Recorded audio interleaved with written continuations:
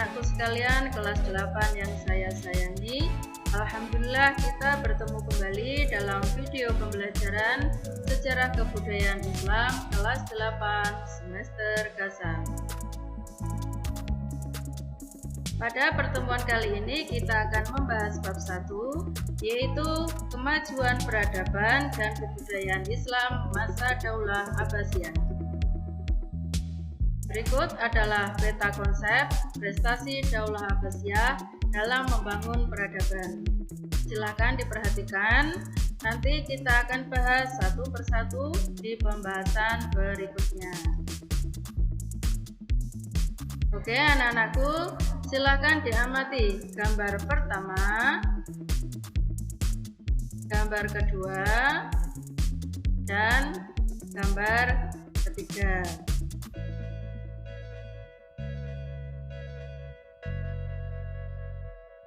Setelah mengamati gambar tersebut, mungkin akan timbul pertanyaan, bagaimana kemajuan peradaban dan kebudayaan Islam masa Daulah Abbasiyah?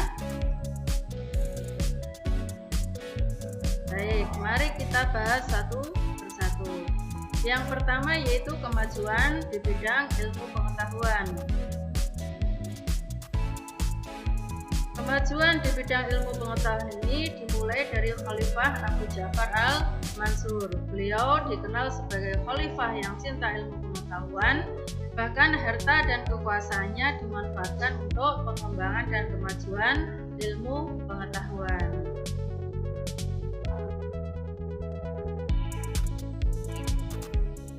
Adapun faktor yang menyebabkan ilmu pengetahuan berkembang dengan pesat antara lain: 1. Terjadinya asimilasi budaya, bahasa, pengetahuan antara bangsa Arab dengan bangsa lainnya. Yang kedua, adanya gerakan penerjemahan berbagai ilmu pengetahuan dari bahasa asalnya ke bahasa Arab.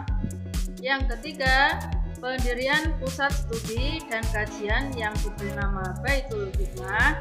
Dan yang keempat adalah pembentukan majelis munazarah pada masa Khalifah Abdullah al-Ma'mun.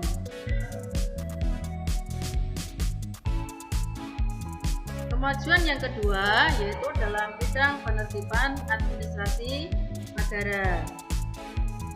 Yang pertama ada pengangkatan wazir atau perdana menteri yang bertugas untuk membantu khalifah dalam menjalankan pemerintahan. Kemudian yang kedua, pengangkatan Raisul Kitabah atau sekretaris negara yang memimpin Diwanul Kitabah. Berikutnya adalah pengangkatan kepala daerah untuk menjaga daerah wilayah kekuasaan Daulah Abbasiyah. Yang berikutnya adalah pembentukan Mahkamah Agung yang menangani beberapa bidang hukum seperti Al-Qadhi mengadili perkara agama, kemudian Al-Hizbah mengadili perkara umum. Yang berikutnya adalah An-Nazar fil Mazalim. Ini adalah pengadilan tingkat banding setelah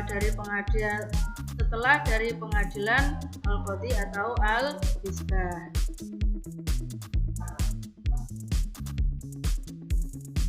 Oke, kemajuan yang selanjutnya adalah dalam bidang politik dan militer. Dalam bidang politik, Daulah Abbasiyah menjalin hubungan persahabatan yang baik dengan negara-negara lain. Kemudian ada 4 periode kepemimpinan Daulah Abbasiyah dalam mewujudkan kemandirian politik dan militer. Periode pertama, kebijakan militer diambil pada periode ini merupakan usaha para khalifah dalam memberikan landasan pemerintahan yang tangguh dan militer yang kuat. Periode kedua, kebijakan politik dan militer Daulah Abbasiyah banyak dipengaruhi oleh orang-orang Turki. Periode ketiga, muncul kekuatan politik dari Bani Buwayyah yang beraliran Syiah. Kemudian periode keempat, pemerintahan Daulah Abbasiyah di bawah kendali orang-orang Seljuk dari Turki. Oke, kemajuan yang berikutnya yaitu dalam bidang ekonomi. Dalam bidang ekonomi ini meliputi sektor perdagangan, kemudian sektor perindustrian, dan yang terakhir adalah sektor pertanian. Baik, kita bahas yang sektor perdagangan terlebih dahulu. Dalam perekonomian, masyarakat pada masa Daulah Abbasiyah meningkat pada saat Khalifah Al-Mahdi memimpin. Kota Basrah menjadi pelabuhan penting sebagai tempat transit antara timur dan barat, banyak mendatangkan kekayaan bagi Abbasiyah. Yang berikutnya adalah sektor perindustrian.